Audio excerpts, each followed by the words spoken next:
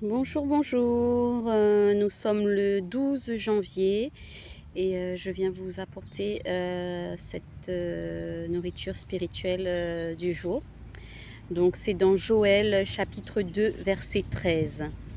L'Éternel votre Dieu est compatissant et miséricordieux, lent à la colère et riche en bonté.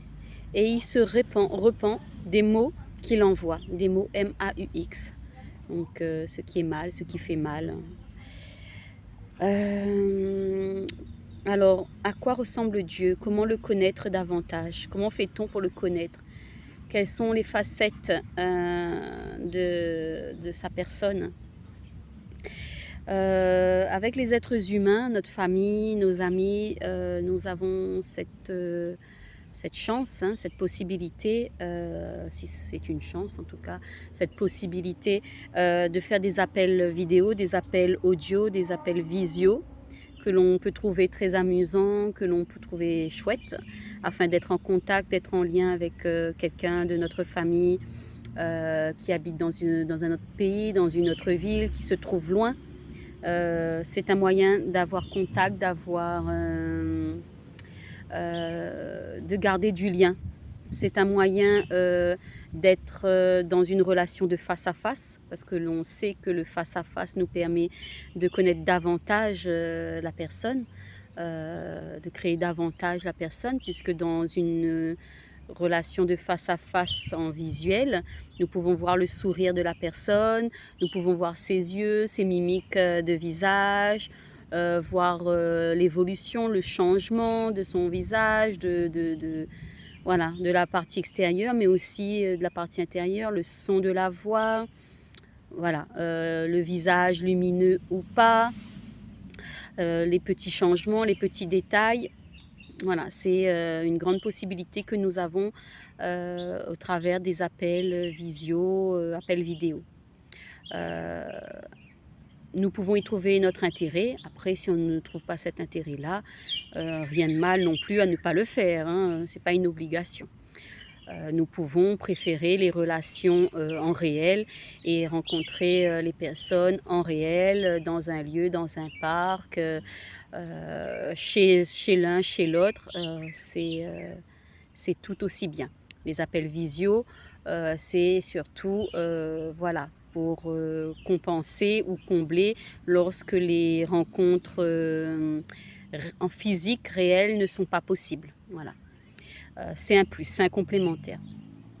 Mais pour revenir à la question de comment connaître Dieu, euh, autant on peut connaître davantage à travers ces appels visio-là, mais avec Dieu, c'est pas possible. Ces appels vidéo, ces appels en visio. Vous êtes d'accord avec moi? C'est pas possible de le faire au moment où on veut, quand voilà. Et aussitôt qu'on appuie sur le bouton appel, voilà, on ne reçoit pas cet appel visio avec Dieu comme on le fait avec un être humain. Mais comment faire alors du coup? C'est la question qu'on peut se poser et qu'on s'est déjà posé au moins une fois dans notre vie. Qui est ce Dieu? Comment faire pour le connaître? On entend parler de Dieu, on entend parler de Jésus, mais qui est-il, hein? Pourquoi d'autres l'ont vu et moi non? Pourquoi d'autres l'ont déjà entendu et peut-être moi non? Voilà, c'est des questions qu'on peut se poser.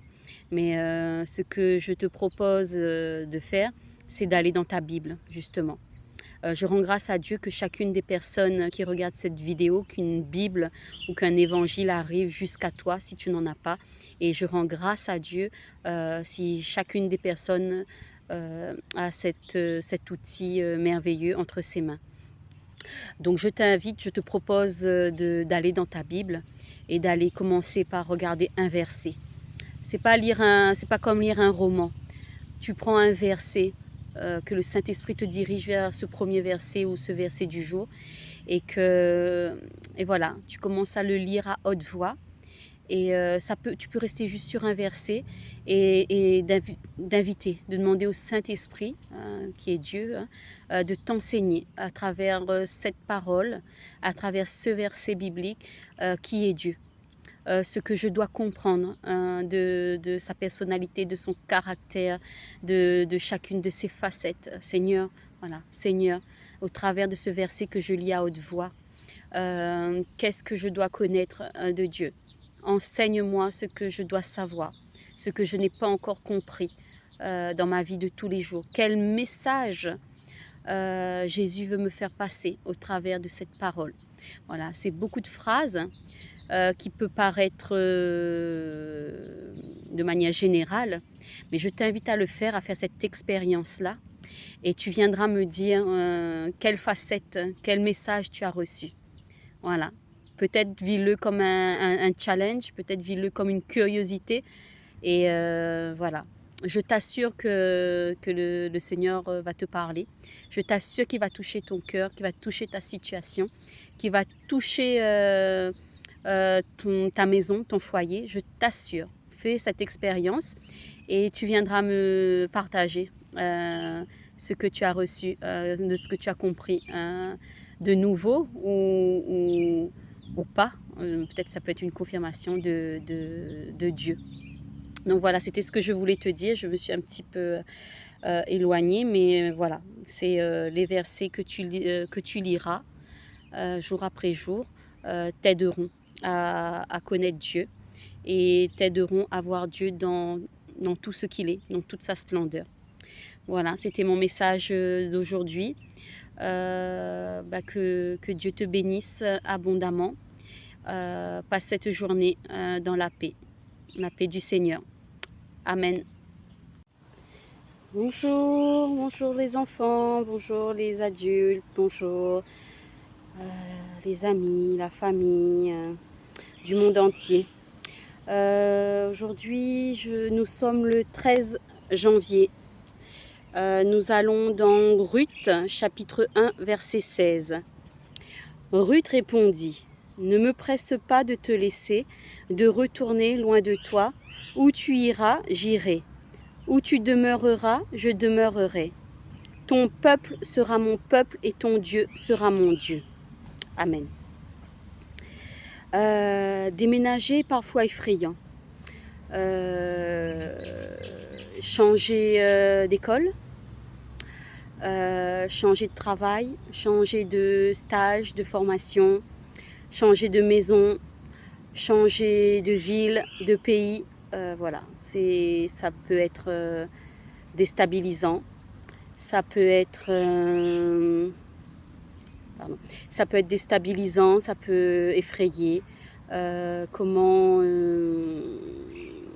Comment se faire de nouveaux amis, comment se faire de nouveaux collègues, de nouveaux camarades, comment se faire dans une nouvelle maison, dans un nouveau quartier. Voilà, c'est pas toujours évident. Parfois, le déménagement n'est pas notre volonté, peut nous être imposé. Oui, si tes parents déménagent, un membre de tes parents déménage, voilà, tu peux ne pas être d'accord avec ce déménagement-là. Donc, on peut le vivre difficilement. Et voilà, et du coup, subir des bouleversements, ce que je comprends. A contrario, nous pouvons aussi être à l'origine d'un déménagement.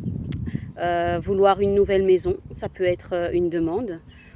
Par exemple, si on vit en appartement et que voilà, nous avons envie d'une maison avec un jardin, ça peut être dans notre demande. Si nous habitons en ville, nous pouvons vouloir habiter en campagne. Pour telle ou telle raison, habiter dans un autre pays. Voilà, nous pouvons être à l'origine et dans ce cas-là, être contents, pleinement heureux de ce changement. Même si tout changement entraîne des appréhensions et demande une adaptation, ce qui n'est pas toujours aisé, facile pour tout un chacun. Ce que je comprends. Donc le déménagement, c'est quelque chose voilà, qui nécessite beaucoup de paramètres, on va dire ça comme ça. beaucoup de paramètres, beaucoup de confiance. C'est en cela qu'il faut placer notre confiance en Dieu.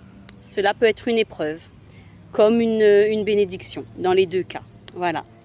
La Bible raconte l'histoire d'une femme nommée Ruth, qui a choisi de déménager, même si rien ne l'obligeait à le faire. Ruth venait d'un pays appelé Moab. Elle a rencontré son mari quand la famille de celui-ci s'était rendue à Moab pour trouver de la nourriture.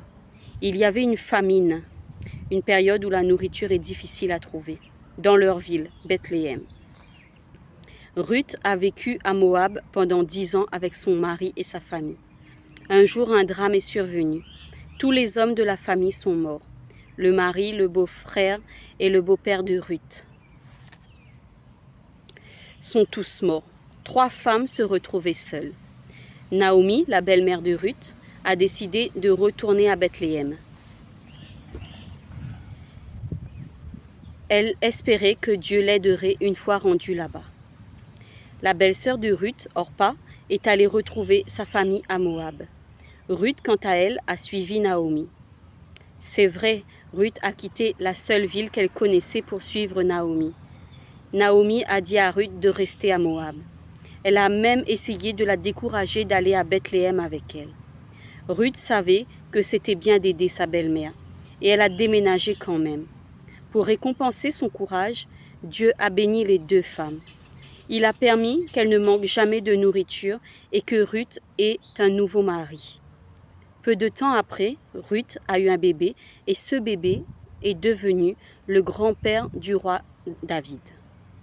L'histoire de Ruth montre que Dieu sera avec toi. Peu importe où tu vas, peu importe où tu déménages, peu importe le lieu, le pays, la maison, le quartier, peu importe où tu vas, Dieu sera toujours avec toi. C'est le seul, unique qui sera toujours avec toi, où que tu vas, où que tu sois.